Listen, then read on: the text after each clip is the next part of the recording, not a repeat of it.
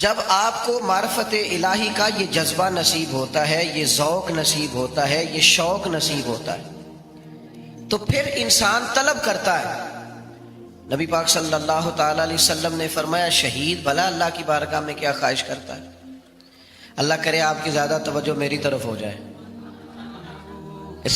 ہمارا سارا دھیان لے ہی ہمارا موبائل گیا ہے، شریکہ ہی بن گیا ہے۔ 2 4 5 لوگ بنا لیں، باقیوں کو دے دیں، اور جس نے بنانی ہے وہ ضرور بنائیں، پر بات تو میری سنیں نا۔ آپ لائیو کومنٹس بعد میں دیکھ لیجئے گا۔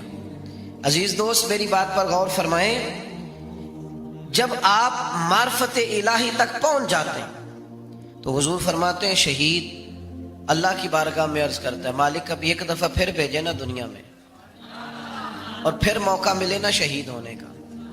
تیری جنت میں بڑا لطف ہے، لیکن گویا جو تیری راہ میں سر کٹانے کا مزہ ہے۔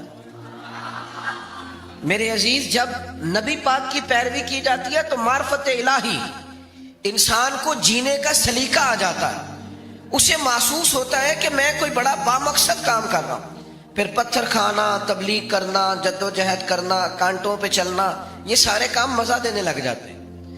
جب کوئی مقصد حیات ہاتھ آ جاتا ہے نا، پھر تھوڑے وقت سو کے بھی انسان نیند پوری کر لیتا ہے، تھوڑے پیسوں پر بھی گزارا ہو جاتا ہے، پھر سادہ لباس بھی ہو، سادہ کپڑے بھی ہوں، مسجد میں سونا بھی ہو، تو حضرت بلال حبشی مطمئن وقت گزارتے ہیں۔ پھر اطمینان، جب معرفت الہی نصیب ہو جائے، محبت الہی نصیب ہو جائے، حضور علیہ السلام نے معراج سے واپس آ کے فرمایا بلال کیا عمل کرتے ہو؟ یا رسول اللہ کیا ہوا؟ فرمایا میں نے تو جنت میں بھی تمہارے قدموں کی آواز سنی ہے۔ نبی پاک کی خالص پیروی، اتباع رسول، لیکن شرط یہ ہے کہ انسان تن من دھن سے حضور کی پیروی کرے، وہ چند 2 4 5 چیزوں کا دعویٰ نہ کرے۔ میٹھا کھانا سنت ہے، مسواک کرنا سنت ہے، داڑھی رکھنا سنت ہے، پگڑی باندھنا سنت ہے، یہ بڑی عظیم سنتیں ہیں، پر سچ بولنا بھی سنت ہے، فاقہ کرنا بھی سنت ہے، دل بڑا رکھنا بھی سنت ہے، دل صاف رکھنا بھی سنت ہے۔ جو اپنے لیے پسند کرو وہ دوسرے کے لیے پسند کرو، یہ بھی حضور کی دی ہوئی ادا ہے۔ اپنی مرضی کا ماحول فقط نہیں بنایا جائے گا۔ جب آپ معرفت الہی کے راستے پہ چلیں گے تو لازمی شرط ہے حضور کی پیروی کریں گے۔ اتباع رسول کے بغیر کوئی اور رستہ ہی نہیں ہے جو بندے کو اطمینان دے سکے، سکون دے سکے۔ آپ ایک مطمئن زندگی گزارتے ہیں جب حضور کی پیروی میں۔ آپ دنیا میں دیکھ لیں، بہت زیادہ مہنگے کپڑے پہننے والے لوگوں سے ملاقاتیں کر لیں، بہت نئے جدید دور کا فیشن اوڑھنے والے لوگوں سے آپ مل لیں، وہ بیچارے بے چین ہی پڑے رہتے ہیں۔ 98 لوگوں نے کہہ دیا تیرے کپڑے ٹھیک لگ رہے ہیں، اور 2 نے بھی یہ نہیں کہا غلط ہے، ٹھیک نہیں، انہوں نے کہا بس ٹھیک ہے، لیکن یہ بیچارے پریشان ہو گئے ہیں کہ پتہ نہیں صحیح ہے کہ نہیں۔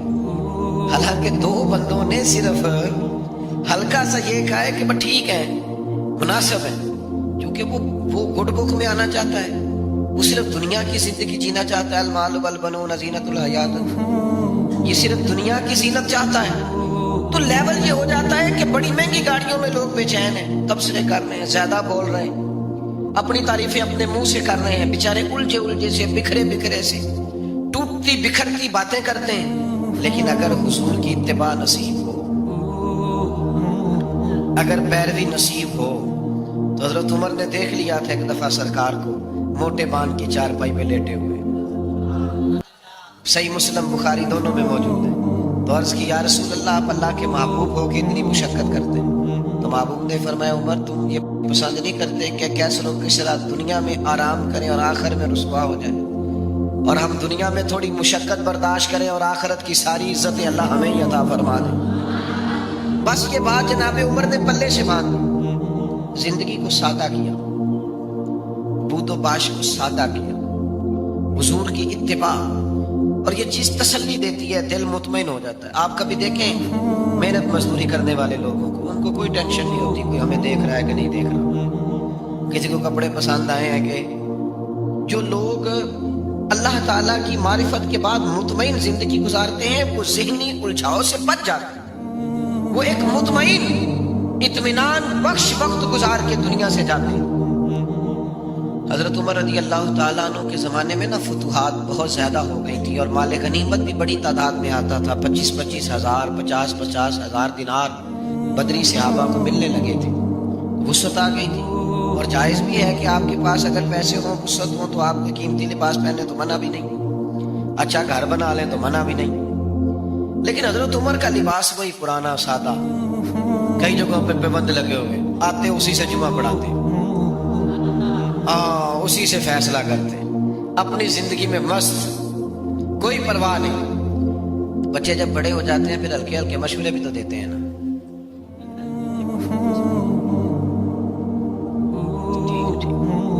تو بچے ہلکے پھلکے مشورے بھی دیتے ہیں, ٹھیک ہے کوئی بات نہیں, سب رہنے دیں, سب ٹھیک ہے. تو کچھ لوگوں نے مشورہ دیا کہ اتنے بڑے لوگ جناب عمر سے ملنے آتے ہیں, وزیر مشیر اور کیا بات, اور وہی سادہ اور پھٹا پرانا اور پیوند لگا ہوا لباس. تو سب نے مشورہ کیا کہ حضرت عمر سے کہنا چلیں کرتا نیا لے لیں, آپ کے پاس مال آتا ہے آپ سارا بانٹ دیتے ہیں, حصہ تو آپ کو بھی ملتا ہے, آپ بانٹ دیتے ہیں, تو چلو تھوڑا سا حرج کیا ہے. تو سب نے مشورہ کیا کہ کہنا ہے حضرت عمر سے. تو ایک صحابی بولے, کہنے لگے کہنا تو ہے پر کوئی شعر بھی بتاؤ جو عمر سے بات کرے گا. وہ بندہ بھی تو بتاؤ نا بھائی جو عمر فاروق سے بات کرے. تو لوگوں نے کہا ایک بندہ ہے نا جس کی عمر بات ٹالتے نہیں. کہا وہ کون ہے؟ کہا مولا علی شیر خدا. حضرت عمر ان کی بات نہیں ٹالتے. لوگوں نے حضرت علی شیر خدا کی خدمت میں عرض کی کہ حضور آپ کہیے نا جناب عمر سے, جب حالات بدل گئے ہیں, لوگوں کے پاس وسعت آئی ہے. حضور علیہ السلام کے زمانہ مبارکہ میں ظاہری طور پر, ورنہ تو بڑی وسعت تھی, ظاہراً اتنی وسعت نہ تھی. جناب صدیق اکبر کا زمانہ بھی کچھ ایسا ہی تھا. تو اب تو بڑا مال غنیمت آتا ہے اور حالات اور کیا اور ہیں, تو حرج کیا ہے اگر نیا کرتا لے لیا جائے. تو حضرت علی کہنے لگے بالکل تمہاری بات ٹھیک ہے, توجہ ہے نا آپ کی, اور عمر سے کہنا بھی چاہیے. پر فرمانے لگے یہ بھی مجھے پتہ ہے میں کہوں گا تو وہ مان لیں گے, پر یہ تمہیں بتاؤں میں نے کوئی نہیں کہنا, میں نہیں کہوں گا کیونکہ میں عمر کی طبیعت کو جانتا ہوں. کہا پھر کیا کریں؟ فرمایا سیدہ عائشہ صدیقہ سے کہو, وہ ماں ہے نا مومنوں کی, حق رکھتی ہے. لوگوں نے یہ سارا مدعا جناب عائشہ صدیقہ سے بیان کیا. بلایا جناب عمر, دوڑے حاضر ہوئے, اماں جی حکم ہو. پردے کے پیچھے بیٹھ گئے. فرمایا عمر اب اللہ نے وسعت کر دی ہے, مال آ گیا ہے, گنجائش آ گئی, تو آپ نیا کرتا لے لیں, کیا حرج ہے. حضرت فاروق اعظم چپ کر گئے. بزرگوں کے سامنے جو منصب کے لحاظ سے بزرگ ہوں, بڑے ہوں, ان کے سامنے زیادہ باتیں نہیں کرنی چاہیے. حضرت عمر چپ کر گئے. کہا اماں جی آپ حکم کریں, شام سے پہلے کرتا بدل لوں گا. لیکن فرمانے لگے ایک بات کرنے کی اجازت ہے, ایک بات کہنے کی اجازت ہے. کہا کہیے. تو جو ہے آپ کی میری طرف. حضرت عمر فرمانے لگے اماں جی یہ جو میں نے کرتا پہنا ہے نا, حضور کے زمانے میں بھی میں اسی طرح پہنتا تھا, حضرت صدیق کے زمانے میں بھی اسی طرح پہنتا تھا. میرا دل کرتا ہے میں اسی طرح رہوں جو میرا رنگ حضور کے دور میں تھا.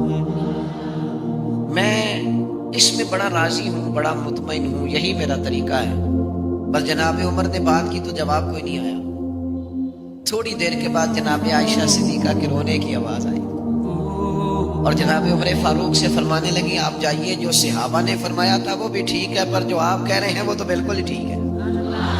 اس لیے کہ معرفت الہی, محبت الہی, توکل, صبر, شکر, قناعت, خودداری, عزت نفس پیدا کرتی انسان کو یہ چیزیں پیدا کرتی. اور یہ حاصل کیسے ہوتی ہے؟ فتح بھی ہوگی حضور کی پیروی سے, نبی پاک کی غلامی سے, نبی پاک کے نقش قدم چلنے سے.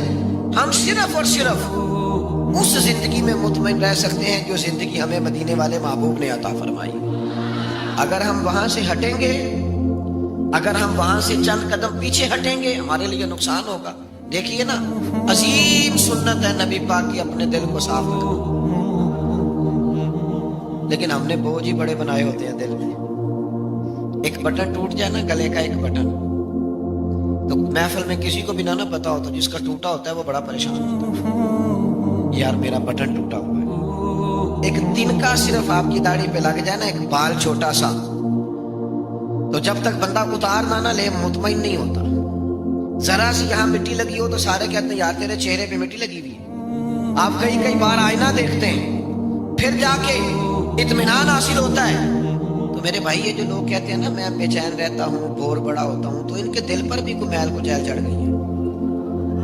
یہ باطن اگر اپنا صاف کر دیں گے نا، یہ چڑھ جاتی ہے میل کچیل. مجھے بتائیں، بندہ حسد کرے اور پھر سکون سے رہے یہ ہو سکتا ہے؟ دل میں بغض رکھے اور سکون سے رہے یہ ہو سکتا ہے؟ وہ تکبر کر رہا ہے، کسی کو حقیر جان رہا ہے، پھر سکون سے رہے یہ ممکن ہے؟ جب ہم اپنی طبیعت پر باطن پر بوجھ میل کچیل چڑھا لیتے ہیں نقصان ہوتا ہے. جب دل پوری طرح صاف ہو گیا پرواہ کوئی نہیں ہے، اللہ کے ہر بندے سے پیار ہے، ہر صحیح العقیدہ کی محبت ہے، ہر ایک کے بارے میں دل میں گنجائش ہے. پاک ہوئے تے پاک ہی ملتا ہی تے بنا پاکوں پاک نہیں ملتا.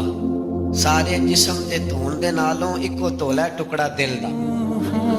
آپ دل صاف رکھیں گے نا، دل صاف، یہ حضور کی عظیم سنت، یہ والی اتباع کریں گے نا نبی پاک کی، آپ بڑی ہلکی پھلکی زندگی گزاریں گے. آپ کو مطمئن ہوگا کہ آپ الجھے ہوئے نہیں. آپ دیکھیے نا ترمذی میں حدیث ہے، حضور علیہ السلام نے فرمایا اے انس، اے میرے بیٹے، آپ سے ہو سکے تو صبح اس حال میں کیجئے گا کہ آپ کے دل میں کسی کا بغض نہ ہو. اور حضور فرمانے لگے یہ میری سنت ہے، دل میں بغض نہ رکھنا یہ میری، بولیے یہ میری سنت ہے. اور میرے عزیز دل میں صفائی ستھرائی. صحابہ فرماتے ہیں، حضرت عبداللہ ابن عمر فرماتے ہیں، ہم ایک دن نا حضور کی بارگاہ میں بیٹھے تھے، 2-3 لوگ، دروازے پہ دستک ہوئی. نبی کریم نے فرمایا دروازہ کھولو، جو بندہ دروازے پہ ہے جنتی ہے. کہتے ہیں ہمارا تو رشک سے حال ہی کوئی نہیں تھا جسے حضور نے جنتی کہہ دیا. دروازہ کھولا تو بندہ بڑا سادہ سا، تازہ اس نے وضو کیا ہے، پانی کے قطرے داڑھی سے گر رہے ہیں، جوتے اس نے بغل میں دبائے ہوئے، آ کے حضور کی خدمت میں بیٹھا، کوئی کام کہا، رخصت ہو گیا. کہتے ہیں ہمیں بڑے رشک آیا کہ یار کمال آدمی ہے، حضور نے جنتی فرما دیا، یہ تو کمال ہو گئی. فرماتے ہیں اتفاق کی بات یہ کہ اگلا دن آیا، وہی ٹائم، وہی وقت، اسی طرح ہم بیٹھے تھے، پھر دستک ہوئی. حضور نے فرمایا کھولو دروازہ، جو آیا ہے وہ جنتی ہے. کہتے ہیں اب تو حال ہی کوئی نہیں تھا ہمارا تڑپنے والا، اس لیے کہ دروازہ کھولا تو بندہ بھی وہی تھا جو کل آیا ہے. وہ حضور تو اشارتاً کہہ دیں تو جسے نبی پاک نے 2 دفعہ کہہ دیا. مسند امام احمد بن حنبل میں روایت موجود ہے. فرماتے ہیں حسن اتفاق کے 3 دن، وہی ٹائم، وہی وقت، اسی طرح ہم بیٹھے تھے، دروازے پہ دستک ہوئی، محبوب فرمانے لگے کھولو بھائی جنتی آیا ہے. فرماتے ہیں ہمارا حال نہیں تھا کوئی، اس پر ناز کرتے، رشک کرتے، غبطہ ہوتا. بندہ آیا، سادہ بندہ، جوتے سائڈ پہ رکھے، پانی کے قطرے داڑھی سے گر رہے تھے، وہ کام کیا. جب وہ باہر نکلا تو حضرت عبداللہ ابن عمر کہتے ہیں میں بھی اجازت لے کے اس کے پیچھے ہو گیا. میں نے کہا یار 2-3 دن اپنا مہمان بنا لو گے؟ 2-3 دن یہ بڑا عجیب کام ہوتا ہے نا. 2 گلیاں چھوڑ کے کسی کا گھر ہو تو وہ کہے مجھے مہمان بنا لو. تو کچھ ہوتے ہیں نا ایسے بھی مہمان، تو بن گئے مہمان، مجھے مہمان بنا لو. کہتے میں نے کہا بھائی میں کوئی امیر آدمی نہیں ہوں، غریب ہوں، جو روکی سوکھی کھاؤں گا تمہیں بھی ملے گی، آ جاؤ. حضرت عبداللہ فرماتے ہیں 3 دن اور 3 راتیں میں اس کا مہمان رہا. میں پتہ کرنا چاہتا تھا وہ کیا عمل کرتا ہے جس کی وجہ سے نبی پاک صلی اللہ تعالیٰ علیہ وسلم نے جنت کی بشارت دے دی. میں معلوم کرنا چاہتا تھا، لیکن آپ فرماتے ہیں میں نے کوئی ایسی بات دیکھی نہیں. وہ عشاء پڑھ کے سوتا، فجر کی نماز تک سویا رہتا، اور میں تو درمیان میں اٹھ کے عشاء تہجد بھی پڑھتا تھا. وہ تو صرف کروٹیں بدلتا تو اللہ کا ذکر کرتا، باقی وہ ساری رات اس نے عشاء سے لے کر فجر کی اذان تک آرام کیا. فرماتے ہیں وہ تو تھوڑے صدقات کرتا تھا، میں زیادہ کرتا تھا. میں بڑا حیران تھا کہ 3 دفعہ نبی پاک صلی اللہ تعالیٰ علیہ وسلم نے جنت کی بشارت عطا کی ہے، اور بندے کا حال یہ ہے کہ کوئی خاص عبادت نہیں. 3 دن میں چھٹی لے کے اس سے اجازت لے کے جانے لگا تو وہ بھی حیران تھا کہ 3 دن بندہ رہا ہے، سمجھ کوئی نہیں آئی. فرماتے میں نے بھی اسے کہا یار مجھے ضرورت نہیں تھی، اصل بات یہ ہے تو بندہ بڑا کمال ہے، 3 دن تک نبی پاک نے تجھے جنت کی بشارت دی ہے، میں تو 3 دن 3 راتیں تیرا مہمان رہا، پتہ کروں تو کیا عمل کرتا ہے تاکہ میں بھی کروں اور وہ فضیلت میں بھی پالوں جو تجھے حاصل ہے۔ فرماتے ہیں وہ کہنے لگا عمل کوئی بھی نہیں، وہی ہے جو آپ نے دیکھ لیا ہے، 5 نمازیں پڑھتا ہوں، حسب توفیق صدقہ کرتا ہوں۔ تو کہتے ہیں میں نے اسے کہا یار کچھ تو ہوگا نا جو اتنی شان؟ تو کہنے لگا ایک چیز میرے پاس ہے، یہ آپ نے یاد رکھنی ہے، یہ ہماری محفل کا نچوڑ ہے، ایک چیز ہے، وہ کیا؟ کہنے لگا میرا دل بڑا صاف ہے، عداوت کوئی نہیں، حسد کوئی نہیں، بغض کوئی نہیں، اناد کوئی نہیں، اسی کسی دے کچھ بھی نہ لگ دے، نہ کوئی ساڈا دردی، ہم نے کوئی رٹا نہیں، کوئی کسی سے تنازع نہیں، اس نے مجھے سلوٹ کیوں نہیں کیا، فلانے نے سلام کو نہیں کیا، فلانے میرے وہ بچے کے دن رکھنے تھے مجھے بلایا کیوں نہیں، فلانے نے مشورہ کیوں نہیں کیا، منگنی پہ کیوں نہیں بلایا، ایک بندہ کیوں بلایا ہے، میرا رٹا کوئی نہیں، دل صاف ہے۔ حضرت عبداللہ ابن عمر فرماتے ہیں میں سمجھ گیا، میں نے کہا تیرا دل صاف ہے نا، تو پھر مدینے والے محبوب نے بھی 3 دفعہ جنت کی بشارت عطا فرمائی۔ عزیز بھائیوں، ہم نے اتباع رسول کرنی ہے، پیروی کرنی ہے نبی پاک کی، یہی معرفت الہی کا بڑا ذریعہ ہے۔ سادہ زندگی گزارنی ہے، دلوں کو صاف رکھنا ہے، اپنے معاملات کو پوری طور پر اللہ کے سپرد کرنا ہے۔ باتیں زیادہ ہو نہیں سکتی، وقت کے دامن میں اتنی گنجائش نہیں سمیٹنے لگا ہوں۔ ایک بات میں نے ضرور کرنی ہے، آپ اتنی محبت سے دوست جمع ہوئے ہیں، چلے اللہ نے کبھی پھر موقع بنایا تو کسی کھلی جگہ پہ بیٹھیں گے انشاءاللہ تعالی۔ اب جو پیچھے ہیں وہ زیادہ پریشان ہیں، ان کو موقع نہیں ملے۔ ایک بات ضرور آپ سے عرض کرنی ہے، دلوں پہ جو بوجھ ہوں گے نا وہ ہمیں اپنوں سے دور کر دیں گے، غلطیاں ہو ہی جاتی ہیں۔ اچھا میں آپ کو بتاؤں، اپنوں کی غلطیوں کا ہمیں زیادہ پتہ اس لیے ہوتا ہے کہ ہم ان کے ساتھ بھی زیادہ رہتے ہیں۔ انسان ہونے کے ناطے کمزوریاں دوسروں میں بھی ہوتی ہیں، پر وہ دور ہوتے ہیں تو ہمیں پتہ نہیں نہ ہوتا۔ کمزوریاں انسانوں میں رہیں گی، لیکن یہ جو ہم عداوت پال لیتے ہیں نا، آپ یقین کریں، ایک بوڑھے بزرگ مجھ سے کہنے لگے پیر صاحب بچے لڑ کے لیدا لیدا ہوئے تھے تے اسی میاں بیوی سب تو چھوٹے نال ہاں، ہن چونکہ بھرا لڑے نے تے اسی دوجے دے گھر نہیں جا سکتے۔ تو کہتے بچوں کی ماں کا یہ حال ہے کہ وہ کھڑکی کھول کے بیٹھ جاتی ہے کہ میرے بچے گزریں گے تو میں انہیں دیکھ لوں، کھڑکی کھول کے بیٹھی رہتی ہے کہ میرا بڑا بیٹا گزرے گا تو میں دیکھوں گی۔ وہ یار اتنی عداوتیں، اتنی تکلیفیں، لوگ قبرستانوں میں نیرے جنازے پڑھنے جاتے ہیں، صرف جنازہ تاکہ لوگوں کو پتہ چلے میں آیا ہوں، ورنہ ہم نے دل سخت کر لی، طبیعتوں میں گھٹن ہے، ہمارے لہجے تلخ ہے۔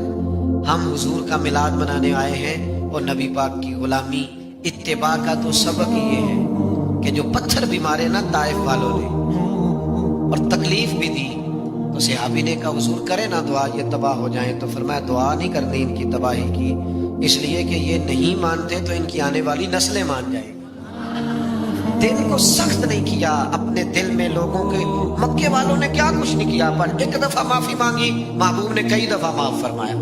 تو میرے عزیز، اتباع رسول اصل ہے، اور اتباع رسول میں 2 چیزیں بنیادی ہیں، ایک سادہ رہے اور ایک دل کو صاف رکھے۔ یہ 2 کام اگر کریں گے زندگی بڑی ٹھنڈی محسوس ہوگی، معیاری محسوس ہوگی۔ عزیز دوستو، قرآن مجید فرقان حمید کی ایک معروف آیہ کریمہ میں نے آپ کے سامنے تلاوت کی ہے۔ اللہ تعالیٰ نے ارشاد فرمایا قل بفضل اللہ وبرحمتہ فبذالک فلیفرحوا۔ اے محبوب علیہ السلام، آپ فرما دیں کہ جب اللہ کا فضل اور اس کی رحمت ملے تو چاہیے کہ خوشی کا اظہار کریں۔ اللہ کے فضل ملنے پر، اس کی رحمت کے عطا ہونے پر اظہار مسرت کریں۔ میں اور آپ جس دور میں رہتے ہیں، اس زمانے میں نہ لوگ خوشیاں بانٹتے ہیں اور نہ کسی کو خوش دیکھ کر الا ماشاءاللہ خوش ہوتے ہیں۔ خوشی، مسرت، خوشخبری اسلام کا درائے امتیاز ہے۔ انسان اگر اپنی زندگی میں مایوسیوں کو زیادہ ڈسکس کرتا ہے تو وہ پریشان رہنا شروع ہو جاتا ہے۔ اللہ آپ کو مہنگے مہنگے موبائل دے، پر میری طرف بھی تو دیکھیں نا یار۔ اللہ تعالیٰ آپ کو برکات عطا فرمائے، یہ تو ادھر ہی رہیں گے اور میں چلا جاؤں گا۔ آپ میری بات سنیں توجہ سے، اللہ برکت دے آپ کو۔ بھائیوں، خوش رہنا اور خوشیوں کو ڈسکس کرنا اور خیر والی بولی بولنا یہ معاشرے کے اندر سکون پیدا کرتی ہے چیز۔ ایسا نہیں ہے کہ انسان کے ساتھ دکھ نہیں ہوتے، دکھ بندے کے ساتھ رہتے ہیں، لیکن یہ تو نہیں نہ ہوتا زندگی میں سارے دکھ ہی ہوں، سکھ ہو ہی کوئی نہ۔ 360 ہڈیاں وجود میں ڈاکٹر بتاتے ہیں، ایک گھٹنے میں صرف درد ہے تو باقی 359 تو ٹھیک ہے نا، لیکن ہم سے جب بھی پوچھا جاتا ہے ہم اس گھٹنے کا ذکر کرتے ہیں جو درد کرتا ہے۔ جو ہمارے پاس نعمتیں ہیں، انعامات ہیں، اللہ کا فضل ہے، اللہ کا احسان ہے، اسے بار بار یاد کرنا چاہیے۔ اس کا نتیجہ یہ نکلے گا کہ آپ خوش رہنا شروع ہو جائیں گے، اور جب بندہ خوش رہنے لگ جاتا ہے تو معاشرے کے اندر خوشیاں پھیلنی شروع ہو جاتی ہیں۔ مایوس رہنا، پریشان رہنا، الجھے رہنا، کمزور باتیں کرنا، ہر وقت کمزوریوں کو ڈسکس کرنا، یہ لوگوں کو بزدل بنا دیتا ہے، یہ لوگوں کو مریض بنا دیتا ہے، یہ ذہنی طور پر انسان کو گہرائیوں میں لے جاتا ہے۔ اللہ کے جو انعامات موجود ہیں جب بندہ ان کا ذکر کرتا ہے نا تو طبیعت شکر والی بن جاتی ہے، اور جب شکر پیدا ہوتا ہے تو نعمتیں محفوظ بھی ہو جاتی ہیں اور نعمتوں میں اضافہ بھی ہو جاتا ہے۔ لَإِن شَكَرْتُمْ لَأَزِيدَنَّكُمْ، فرمایا اگر تم شکر کرو گے تو میں نعمتوں میں اضافہ کر دوں گا۔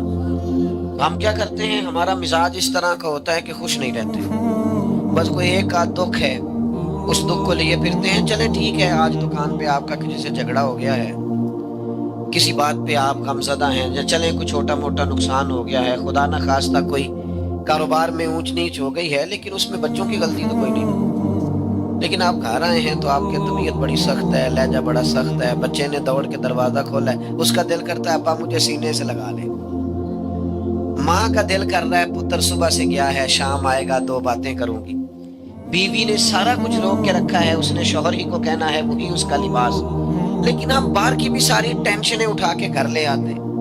اپنے مزاج اور طبیعت کے لحاظ سے ہم خوش نہیں ہوتے، خوشیاں تقسیم نہیں کرتے، وہ بھائی دکھ رہتے ہیں۔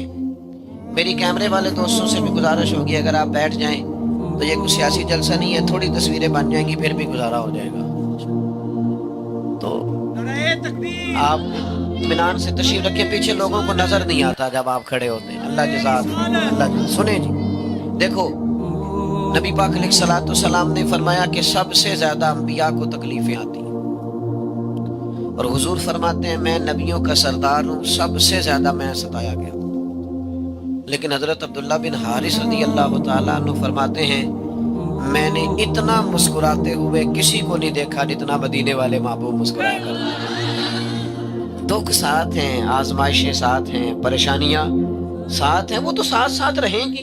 اب کیا بندہ ہنسنا بھول جائے؟ اب کیا بندہ مسکرانا بھول جائے؟ اب کیا ہر وقت انہی چیزوں کو ڈسکس کرتا رہے؟ حضرت جریر ابن عبداللہ کے لفظ بھی بڑے ہی حسین ہیں، فرماتے ہیں جب بھی حضور نے میری طرف دیکھا کریم نے مسکرا کے ہی دیکھا۔ اعلیٰ حضرت فرماتے ہیں یہ تبسم کرنا یہ حضور کی عادت ہے، جس کی تسکین سے روتے ہوئے ہنس پڑے اس تبسم کی عادت پہ لاکھوں سلام۔ حضور مسکرایا کرتے، مسکراتے رہتے، مسکرانے کو پسند کرتے، مسکرانے کی بات کرتے، خوشیاں تقسیم کرتے۔ حضور بشیر بھی ہیں اور نذیر بھی ہیں، لیکن بشیر پہلے ہیں، نذیر بعد میں ہے۔ حضور خوشخبریاں زیادہ سنایا کرتے، نبی پاک علیہ السلام غلاموں کو نوازتے زیادہ، حضور عطائیں زیادہ کرتے۔ وہ یار غلام محبوب کا ذکر کریں، خوشخبری ان کے لیے ہے کہ وہ حضور کا ذکر کریں، لیکن یہاں تو نبی پاک جناب صدیق کی تعریف کرتے، حضرت عثمان کو جنت کی خوشخبری دیتے، جناب عمر کو فرماتے تمہاری زبان پہ حق بولتا ہے، مولا علی سے فرماتے جس کا میں مولا اس کا علی بھی مولا۔ نبی پاک خوشیاں بانٹتے، لوگوں کو تسلی دیتے، حضور علیہ الصلوۃ والسلام خوش رہتے۔ آپ دیکھیے جب بھی نبی پاک علیہ الصلوۃ والسلام کہیں کوئی قافلہ روانہ کرتے، وہ قافلہ تبلیغ کے لیے جاتا یا جہاد کے لیے جاتا، تو 2 باتیں حضور ضرور بیان فرماتے۔ ایک تو حضور فرماتے جہاں جا رہے ہو نا وہاں لوگوں کو خوشخبری دینا، مایوس نہ کرنا، اور دوسرا فرماتے لوگوں پر آسانی کرنا، مشکل نہ کرنا۔ حضرت عائشہ صدیقہ رضی اللہ تعالیٰ عنہ بیان کرتی ہیں نبی پاک علیہ السلام کو امت کے معاملے میں اگر 2 باتوں میں اختیار ملتا نا کہ محبوب یہ قبول کر لیں یا یہ کر لیں، हुजूर उम्मत के लिए वो चीज कबूल करते थे जो आसान होती, खुशखबरी देना, खुश रहना। यानी हुजूर ना बात कोई भी होती, बात खुशखबरी की छेड़ देते। एक जंग का मौका था, एक खातून का बच्चा खो गया। वो बड़ी बेचैनी से, बेकरारी से, परेशानी से इधर उधर यहाँ वहां बच्चा ढूंढ रही है। मिशकात शरीफ में हदीस, वो ढूंढती फिरती है, परेशान है, उलझी हुई है। अब उसकी वो बेकरार के बाद में शारहीन ने लिखा बच्चा मिल गया, उसकी वो बेचैन और बेकरार, कभी बेटा गुम हो जाए और फिर तलाश भी अम्मा कर रही हो, तो उस बेकरारी को ना कोई नाप सकता है, ना कोई तोल सकता है, ना कोई परख सकता है। तो सहाबा फरमाते उस बेकरारी को सहाबा भी देख रहे थे, हुजूर भी देख रहे थे। देखते देखते महबूब फरमाने लगे, मेरे गुलामों एक बात तो बताओ, अगर इस खातून को इसका बच्चा मिल जाए तो आग में डालना पसंद करेगी? नहीं, कोई नहीं समझ आई आपको बात। फिर गौर करें, मैंने पहले दुआ मांगी अल्लाह से, फिर दुआ मांगता हूँ अल्लाह करे आप मोबाइल कम देखें और मेरी बात ज्यादा सुने। आमीन तो कहिएगा जरा। वीडियो जरूर बनाए पर तवज्जो तो मेरी तरफ रखे ना भाई। अजीज दोस्तों याद रखिएगा, फरमाते हैं महबूब के औरत परेशान है, बच्चा खो गया है, जंग का आलम है, बेचैनी से ढूंढ रही है। अब वो तो बेटे की झलक देखने को तरस रही है ना। तो हुजूर सहाबा के ज़हनों पर सवाल खड़ा करते, करीम फरमाते कि बताओ अगर इसका बच्चा इसे मिल जाए तो आग में डालना पसंद करेगी? तो या रसूलल्लाह सवाल ही पैदा नहीं होता, हो ही नहीं सकता, ये कैसे मुमकिन है? बस हुजूर ने खुशखबरी सुना दी, नबी पाक ने दिल ठंडे कर दिए, सहाबा के मिजाज ताजा हो गए। आपने वो सवाल जो हुजूर ने कायम किया है वो सवाल याद रखना है। फरमाया क्या इस खातून को बच्चा मिल जाए तो ये आग में डालेगी? हुजूर सवाल ही पैदा नहीं होता। बस फिर महबूब ने एक जुमला कहा और कई खुशखबरियों के दरवाजे खोले। महबूब फरमाने लगे, रब इससे कहीं बढ़कर अपने बंदे से मोहब्बत करता है। बस यहाँ बात को बंद कर दिया। फरमाया अल्लाह इससे कहीं बढ़कर, माना क्या है, खुदा की रहमत भी नहीं चाहती बंदे आग में जाए। अल्लाह का करम भी पसंद नहीं करता कि बंदे दोज़ख में। हर वक्त खुशखबरी की बात हुजूर करते, हर वक्त खुशखबरी की बात। एक शख्स ने कहा या रसूलल्लाह 5 नहीं पढ़ी जाती, 2 ही पढ़ूंगा, कलमा पढ़ दूं? फरमाया आ जा तू पढ़ सही, ये इख्तियार सिर्फ नबी पाक का है। फरमाया आ तू पढ़ कलमा, सच्चे दिल से मैं तेरे लिए जन्नत का जिम्मेदार हूँ। खोया हुजूर ने दीन कलमा पढ़ा के उसके पिछले गुना, वो बात की बात है, शारहीन कहते हैं फिर वो तहज्जुद भी पढ़ा करता है, लेकिन हुजूर खुशखबरी देते, खुश रखते, लोगों के दिलों को तसल्ली देते। हमारे मुआशरे में ना कुछ बंदे ऐसे हैं जिनके पास अच्छी खबर ही कोई नहीं। उनसे आप कभी मुल्क की हालात सुने तो लगता है 2-3 दिन ही रह गए, इतने बुरे हालात हैं उनके पास। आप बैठे ना कभी जनाब, वो मुझे एक दोस्त बड़ा घबराया, बड़ा परेशान, बड़ा गुस्से में, कहने लगा पीर साहब लोग मौलवियों के बड़े खिलाफ हो गए, मौलवियों पीरों के। वो बड़ा परेशान था, मैं सामने से मुस्कुरा दिया। मुझे लगा आप क्यों मुस्कुराए हैं? मैंने कहा चल तूने कहा ना लोग मौलवियों पीरों के खिलाफ है, ये बता पुलिस वालों के हक में है लोग? वो भी फिर इंजी हंसिया जिवें तुसी नहीं सारे हंसे। फिर मैंने उससे पूछा ये बता लोग वकीलों के हक में है? फिर मैंने कहा बापडा वालों को दुआएं देते होंगे रोज सवेरे उठ के। तो मैंने कहा यार ये आप इस चक्कर, हमारा मिजाज ही कुछ ऐसा बन गया है, हम कीड़े निकालना अल्लाह माफ करे शुगल बना लिया हमने। हर चीज से कीड़े निकालो, हर एक को बुरा कहो। वो खुदा के बंदे मुस्बत बात भी कर, खैर वाली बात भी कर, अच्छे लफ्ज भी बोल, अपनी जिंदगी में तू खुशखबरी भी दे, तू तसल्ली भी दे, तू लोगों के लिए खैर वाले जुमले कह। मेरे अजीज, मेरे रसूल तो दुनिया में आए ही खुशखबरी लेके आए। हुजूर आए हैं यतीमों के लिए खुशखबरी लाए, यतीम को पालने वाले के लिए खुशखबरी लाए, हुजूर बेवा के लिए खुशखबरी लाए, हुजूर माँ के लिए खुशखबरी लाए, बाप के लिए खुशखबरी लाए। इल्म की तलब करने वाला तालिबे इल्म अभी अलिफ बा ता सा नहीं पढ़ा, घर से निकला है, हुजूर फरमाते हैं फरिश्तों ने अपने पर इसके पैरों के नीचे बिछा भी दिए। ये जरा खुशखबरी का रंग भी तो देखो, अभी कोई डिग्री ली नहीं, घर से निकला है, फरिश्तों ने, हुजूर ने। तूने हर शख्स की किस्मत में ये इज्जत लिखी, आखिरी खुतबे की सूरत में फजीलत लिखी। हुजूर तो सबको खुश रखते, खुशखबरी देते। हाँ اللہ کے عذاب کا ڈر بھی سناتے ہیں، نبی پاک تنبیہ بھی فرماتے، لیکن زیادہ خوشخبریاں دیتے ہیں۔ نبی پاک پسند فرماتے خوشخبری دینا، خوش رہنے کی بات کرتے، حضور مسکرایا کرتے، کوئی مسکرانے والی بات ہوتی تو حضور اس پر مسکرا پڑتے۔ ایک بات کر لوں، آپ ناراض تو نہیں ہوں گے؟ کچھ بندوں کا نا جعلی روب ہوتا ہے، جعلی، اصلی نہیں۔ ویسے ہی جناب وہ جی میں گھر جاواں تے میرے بچے اچے ساہ نہیں لیندے، میں نے کہا جناب وہ آپ کے بچے ہیں نا، تو آپ ابا جی بن کے گھر جاتے ہیں، یہاں کوئی آپ بڑے ڈکٹیٹر بن کے گھر جاتے ہیں؟ بچوں کو تو چاہیے آپ کے سینے سے لا کے خوش ہو جائیں، آپ کو باتیں سنائیں۔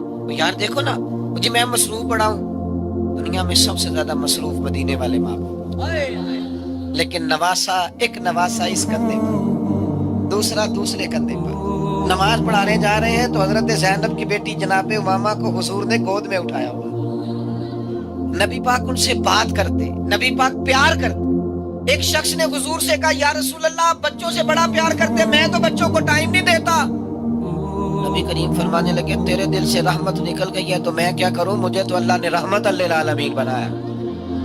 حضور گھر والوں کے پاس بیٹھتے، ان سے بات کرتے، ازواج مطہرات کو وقت دیتے، صحابہ کے بیچ بیٹھتے، ان سے باتیں کرتے۔ لو ایک حدیث سنو، آپ خوش ہو جائیں گے۔ ایک دن حضور فرمانے لگے، یہ سیاستہ میں موجود ہے، فرمایا کچھ بندے جنت میں بھی اللہ کی بارگاہ میں عرض کریں گے مالک کھیتی باڑی کرنے کو دل کرتا ہے۔ کہاں؟ جنت میں بھی۔ وہ کچھ بزرگ ہیں نا، کہنے جی میں بہ گیا تو پھر میں بہ ہی گیا، میں نے کوئی کام کرن دیو، تو جنت میں بھی۔ یہ سیاستہ میں حدیث، جنت میں بھی کہیں گے یا اللہ کھیتی باڑی کی اجازت مل جائے نا، تو حضور فرماتے ہیں رب فرمائے گا تم راضی نہیں ہو جو تمہیں دیا ہے، تو عرض کریں کہ مالک دل کرتا ہے۔ تو جنت میں جو کہ ہر خواہش پوری ہوگی تو اللہ اجازت دے دے گا۔ ادھر بیج ڈالیں گے، ادھر فصل پک کے تیار، اور پھر فصل پک کے تیار ہوگی تو اتنی بڑی ہوگی کہ پہاڑوں کے برابر ڈھیر لگ جائیں گے۔ اب نبی پاک نے بات کی، حضور سے زیادہ تو کسی کا اکرام نہیں، نہ نبی پاک سے زیادہ تو روب نہیں نہ کسی کا، صحابہ اور تو دنیا کی کسی، اتنا روب ہے، اس کے باوجود مسکراہٹ کی اجازت ہے، بات کی اجازت ہے۔ حضور نے فرمایا وہ کہیں گے کھیتی باڑی اجازت ملے گی، پھر فصل پک جائے گی، پھر پہاڑوں کے برابر ڈھیر لگ جائے گا۔ ایک صحابی قریب بیٹھے تھے، وہ کہنے لگے یا رسول اللہ یہ ہم تو نہیں ہوں گے، یہ انصاریوں یا قریشیوں میں سے کوئی ہوگا، یہی شوقین ہے کھیتی باڑی کے، قربان جائیں۔ اس نے مسکراہٹ والی بات کی اور میرے نبی نے مسکرانا شروع کر دیا، اور جس کے گچھے سے لچھے چڑھے نور کے، ان ستاروں کی نزہت پہ لاکھوں سلام، اور ان کی باتوں کی لذت پہ بے حد درود، ان کے خطبے کی ہیبت پہ لاکھوں سلام، اور جس کی تسکی سے روتے ہوئے ہنس پڑے، اس تبسم کی عادت پہ۔ جب حضور مسکراتے تھے تو مجھے یوں لگتا ہے جنت کی کلیاں بھی کھیل جاتی ہوں، جب کریم مسکراتے ہوں گے تو یوں لگتا ہے کہ جیسے حور و غلمہ ایک دوسرے کو مبارک دیتے ہوں گے، جیسے دنیا میں بہار چھا جاتی ہوگی۔ او دوستو ہنسا کرو، مسکرایا کرو۔ ہاں نبی پاک علیہ السلام کی مسکراہٹ بھی ایسی تھی کہ وہ بڑی مہذب، ایسا کھل کے کہکا لگا کر حضور مسکراتے نہ تھے، بلکہ تبسم فرماتے، لیکن وہ تبسم بھی کمال ہوتا۔ پہلی نظر ہی لٹ لے ماہی تیرے ہار شنگارا، یعنی وہ تبسم بھی کمال ہوتا، اس کے اندر بھی جاذبیت ہوتی۔ یہ بہت زیادہ مایوسی نہیں، پریشانی نہیں، بہت زیادہ۔ میں نے نا زندگی میں زیادہ بندے وہ دیکھے ہیں ان کے پاس سارا کچھ ہے، کافی تعداد میں لوگ دیکھے ہیں سارا کچھ ہے، لیکن ان سے آپ جب بھی ملے نا بیچارے پریشان ہی لگتے ہیں۔ تو اکثر دل کرتا ہے ان سے پوچھنے کو کہ بھائی اب مثلاً آپ کیسے راضی ہو؟ آپ کو خوش رہنا چاہیے، بچوں سے پیار کریں، دوستوں سے پیار کریں۔ آپ خوشی کی اگر آپ گھر جا کے ایک بات نہ بتائیں تو میں آپ سے کر لوں، تسی دس دینی ہے میں نہیں کرتا تو ہاں نہیں کی تھی، کر لوں کہ رہنے دو۔ عورتیں زیادہ مایوسی کی باتیں کرتی، بات چھوڑتی نہیں۔ حدیث میں موجود ہے کہ ناشکری زیادہ کرتی۔ وہ کمزوری میری ماں بہنوں بیٹیوں سے گزارش ہے کہ خدا نے جو نعمتیں دی ہیں ان پر توجہ کیوں نہیں کرتی؟ اللہ نے بیٹا دیا ہے تو کیا بات ہے، بیٹی دی ہے تو کیا بات۔ اگر آپ کا شوہر آپ کو پتا ہے کہ بد کردار نہیں ہے اور وفادار ہے اور وفادار ہے، پھر اگر کپڑے سادے بھی پہننے پڑ جائیں تو خدا کا شکر ادا کرو۔ پھر اگر کبھی کچھ دھوپ چھاؤں برداشت کرنی پڑ جائے تو پھر اتنی مایوسی نہیں، پھر اپنے رب کریم کے حضور اظہار تشکر کرو. اور میری بہنوں، میری بیٹیوں، میری ماں کے برابر خواتین، میں تمہیں بتاؤں، اگر دولت مال اتنا زیادہ عزیز ہوتا اور مال دولت اتنا قیمتی ہوتا تو سب سے زیادہ سیدہ فاطمہ کے گھر ہوتا. لیکن وہاں تو ایک وقت روٹی پکتی تھی، ایک وقت فاقہ ہوتا تھا. اس لیے مایوس رہنا، پریشان رہنا، ناشکری کے جملے بولنا، یہ انداز ٹھیک ہے؟ اللہ کے فضل اور اس کی رحمت پر خوش رہنا. اور اللہ کا سب سے بڑا فضل مدینے والے محبوب ہے. ہمارے لیے سب سے بڑی نعمت حضور کی تشریف آوری. نبی پاک علیہ السلام کا غلام ہونا اور دل میں ایمان ہونا، یہ کائنات کی سب سے بڑی نعمت ہے. میں آپ سے عرض کروں، میں نے تھوڑی سی دنیا دیکھی ہے. پی ایچ ڈی دنیاوی تعلیم ہے بندے کی، اور کئی ملکوں میں کاروبار ہے، لیکن اپنے ہاتھ سے بت بنا کے اس کی پوجا کرتا ہے معاذ اللہ. پھر سمجھ آئی ہے کہ یہ ہدایت نہ پیسوں سے خریدی جاتی ہے نہ ڈگریوں سے. یہ تو خدا نے خاص فضل کیا ہے. ہم پیدا ہی اس ماں کی گود میں ہوئے ہیں جو محمد عربی کا کلمہ پڑھنے والی ہے صلی اللہ علیہ وسلم. آپ یہ سمجھ لیں کہ ہدایت، شعور، سمجھ، نیکی یہ خدا کا بہت بڑا انعام ہے جو ہمیں میسر ہے. صحابہ اس نعمت پر بڑا شکر ادا کرتے، وہ ناز میں رہے. اور یہ نعمت انہوں نے کیسے حاصل کی؟ لوگ کہتے ہیں تم نے فلاں خرچ کر دیا حضور کے نام پر، تو میں کہتا ہوں پتہ انہوں نے نبی پاک کے نام پر کیا کچھ دیا ہے؟ سارے کا سارا مال حضرت صدیق نے قربان کیا. وطن چھوڑ دیا حضور کے لیے، بچے چھوڑ دیے نبی پاک کے لیے. اور جب کافر حضور کو معاذ اللہ مارنے کے لیے آگے بڑھے تو جناب صدیق حضور کے اوپر لیٹ گئے. انہوں نے اس نعمت کا یوں شکر ادا کیا کہ جانیں ہتھیلیوں پہ رکھ دی. جب بدر والا دن آیا نا، اور حضور نے صحابہ سے مشورہ فرمایا کہ بتاؤ بھائی، بتاؤ جنگ کرنی پڑ گئی یا کیا کرنا ہے؟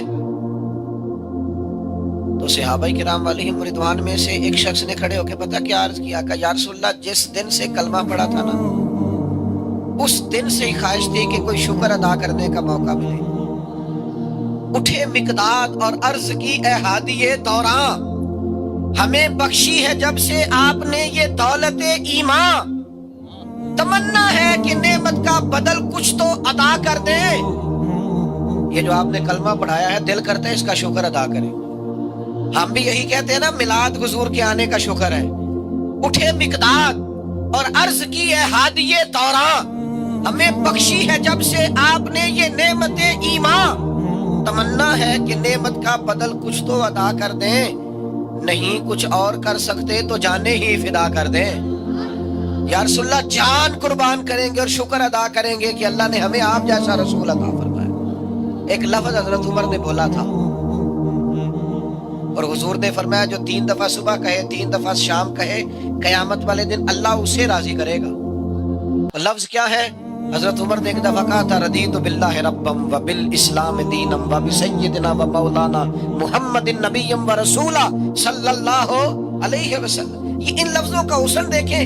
عرض کی ہم بڑے راضی ہیں کہ اللہ ہمارا رب ہے. یا رسول اللہ، ہم بڑے راضی ہیں کہ اسلام ہمارا دین ہے. ادھر دیکھنا نوجوانوں میری طرف. عرض کرنے لگے یا رسول اللہ، ہم بڑے ہی راضی ہیں کہ اللہ نے آپ کو ہمارا نبی اور رسول بنایا. یہ کمال ہو گیا، آپ ہمارے نبی اور رسول ہیں. قیامت والے دن یا رسول اللہ ہم آپ کے جھنڈے تلے ہوں گے. آپ کریم ہمارے محبوب. او بھائی، یہ تو قیامت میں پتہ چلے گا. حضور فرماتے ہیں جہاں جہاں وضو کا پانی لگتا رہا، قیامت میں وہ جگہ میری امت کی اس طرح چمکیں گی جس طرح 14ویں رات کا چاند چمکتا ہے. آپ نیکی کا ارادہ کرتے ہیں تو اللہ نیکی کا اجر دے بھی دیتا ہے. ایک نیکی کرتے ہیں تو 10 سے لے کر 700 گنا تک اجر ملتا ہے. سب سے تھوڑی عمریں اس امت کی، لیکن سب سے زیادہ اجر اس امت کو. تو یہ سارے کا سارا احسان ہے جو اللہ نے اپنے نبی کو بھیج کے ہمیں عطا فرمایا. ہم نے کرنا کیا ہے؟ حضور کی تشریف آوری پر شکر ادا کرنے کے کئی طریقے ہیں نا. تھک تو نہیں گئے آپ لوگ؟ جڑے نہیں بولے اچھا، اللہ آپ کو جزائے خیر دے.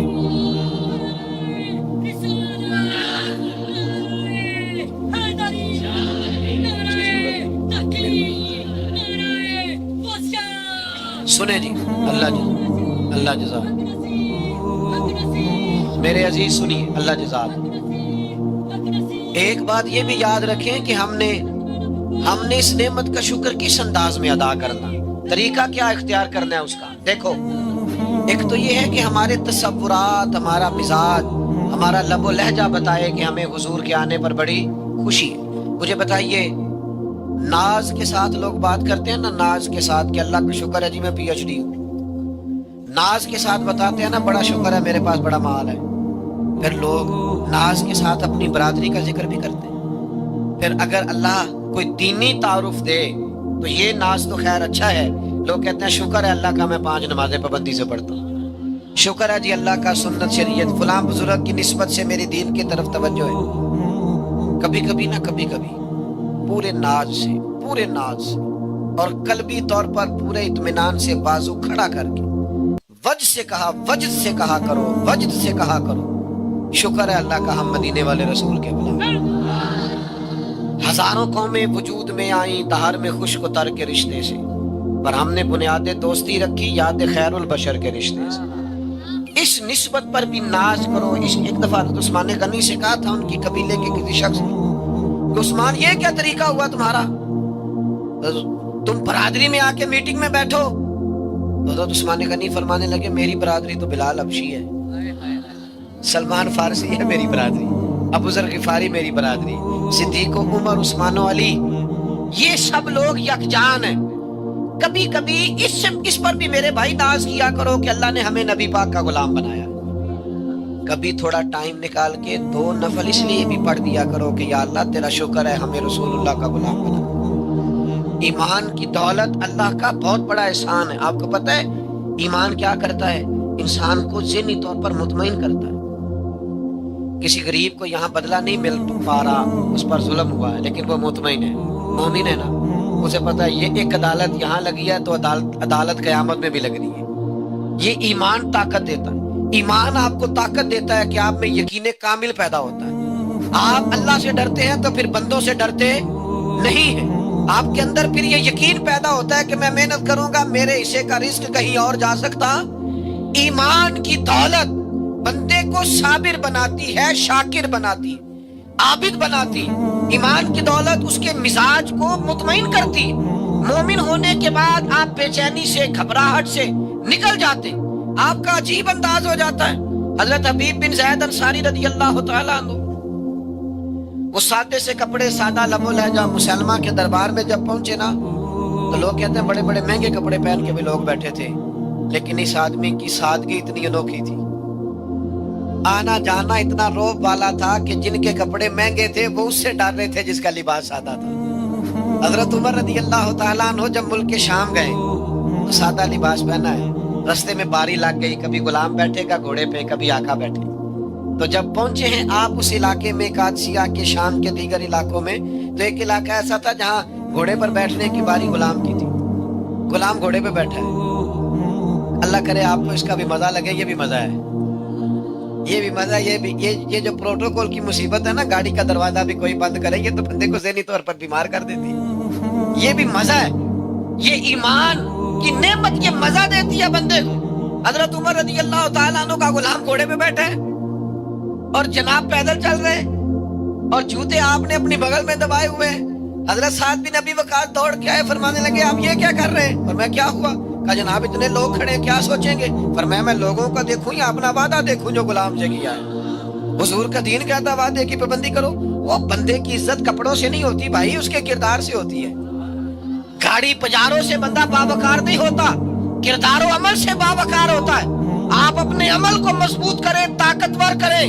لباس کا کیا ہے؟ وہ سادہ کپڑا بھی ہو لیکن بندے کا کردار اس طرح کا ہو کہ لوگ سمجھے کہ ہم کسی با کردار آدمی کے پاس گئے۔ ساری زندگی سادے لباس میں رہے لوگ، اور حضور نے یہ انہیں اعزاز دیا تھا۔ بس جب باتیں زیادہ نہیں کرنی، سمیٹنے لگا ہوں، دور سے ایک بندہ حضور کو ملنے آیا اور نبی کریم علیہ السلام کی بارگاہ میں آ کے اس نے کانپنا شروع کر دیا۔ حضور فرمانے لگے ڈرتے کیوں ہو؟ کہنے لگا میں مدینے کی اسٹیٹ کے سربراہ کے پاس آیا تو مجھے ڈر لگتا ہے۔ آپ کی توجہ ہے میری بات پر؟ یہ ذرا غور کر، یہ حضور نے ہمیں دولت دی ہے، مجھے ڈر لگتا ہے۔ نبی کریم علیہ السلام نے فرمایا تو کسی سربراہ مملکت کے پاس نہیں آیا، اور اس طرح فرمایا کہ محبوب رو رہے ہیں۔ حضور فرمانے لگے تو اس بیٹے کے پاس آیا ہے جس کی ماں خشک گوشت کھا کے بھی گزارا کر لے، ایک روایت میں ہے کھجور کے خشک ٹکڑے کھا کے بھی گزارا کر لے، تو غریب ماں کے بیٹے کے پاس آیا۔ نبی کریم علیہ السلام نے لوگوں کو طاقتور کر دیا، ایمان کی دولت مضبوط کر دی۔ خوش رہیں، اس بات پر خوش رہیں کہ اللہ نے ہمیں مومن بنایا۔ کسی کی مہنگی گاڑی دیکھ کر، مہنگے کپڑے دیکھ کر اور اس کا آنا جانا دیکھ کر پریشان نہ ہوا کریں۔ ویسے آپ کو ایک بات بتاؤں، ہیں بڑے سیانے۔ مجھے ایک دوست نے ایک دفعہ پوچھا عیسائی کے ساتھ کھانا پینا جائز ہے؟ میں کہ ماڑے سائیاں لی پوچھ دیو جدو امریکہ دا صدر ہوتا ہے ادو کیوں نہیں مسئلہ پوچھتے؟ اس وقت بھی آپ کو ناز سے کہنا چاہیے کہ ہماری شان زیادہ ہے، یہ جو بھی ہو، پر مدینے والے کے غلام تو ہم ہیں نا، عزت تو ہماری ہے نا۔ یہ جو ڈرا ڈرا رہنا، سہما سہما رہنا، یہ مسلمان کی شان ہے۔ مسلمان تو گردن اٹھا کے جیتا ہے، اس کا تو انداز فکر بلند ہوتا ہے، اس کی تو تازگی۔ آئمہ مساجد کے حقوق بیان ہوتے ہیں، میں بھی کرتا ہوں، لیکن میں دوستوں سے کہتا ہوں امام مسجد کا حقوق اس طرح نہ بیان کیا کرو کہ اوہو امام بڑا مظلوم آدمی ہوتا ہے۔ آپ اس کے حقوق بیان کر رہے ہیں جو امام ہے، کیا ہے؟ ہاں، اس کے حقوق یوں نہ بیان کرو جس طرح آپ کسی مزدور کے حقوق بیان کرو۔ اور آئمہ مساجد سے بھی کئی دفعہ عرض کرتا ہوں، میں کہتا ہوں لوگ عزت نہیں کرتے تو آپ کمزور کیوں پڑتے؟ ویسے تو ایسا ہے نہیں کہ سارے لوگ عزت نہ کریں، ڈھیر ساری عزت کرتے ہیں، لیکن آپ وہ ہیں جن کو اگر تنخواہ تھوڑی ملتی ہے پر اپنی شان تو دیکھو، مصلی رسول ملا ہوا ہے، ممبر رسول ملا ہوا ہے، یہ کسی اور کی نصیبہ ہے۔ تو اس لیے اعزاز سے جئیں، شان سے جئیں، قدر و منزلت سے جئیں۔ بچوں سے کہوں گا اپنے ماں باپ، بوڑھے ماں باپ کو مایوس نہ کریں، ان کو مطمئن کریں، ان کو تسلی دیں، اور ملک کے بارے میں بھی مایوس نہ ہوا کریں۔ یہ سیاستدانوں کا ملک نہیں ہے، یہ داتا علی اجویری کا ملک ہے، یہ بابا فرید کا ملک ہے، یہ پیر مہر علی شاہ کا ملک ہے۔ اس ملک کو کچھ بھی نہیں ہوگا، یہ انشاءاللہ آباد رہنے کے لیے بنا ہے، صبح قیامت تک آباد رہے، یہ امت کی امامت کرے گا۔ اس لیے کمزور نہ پڑیں، اور نوجوانوں سے بھی کہوں گا آپ اپنی مٹی پہ چلنے کا سلیقہ سیکھیں، یہ مٹی بڑی زرخیز ہے، آپ کو لطف آئے گا۔ آپ کو لوگ بلا وجہ پریشان کرتے ہیں، الجھا نہ کریں، حالات اوپر نیچے ہوتے رہتے ہیں، خوش رہیں، اور حضور کا میلاد تو ہمیں آیا ہی خوش کرنے کے لیے ہے کہ تکمیل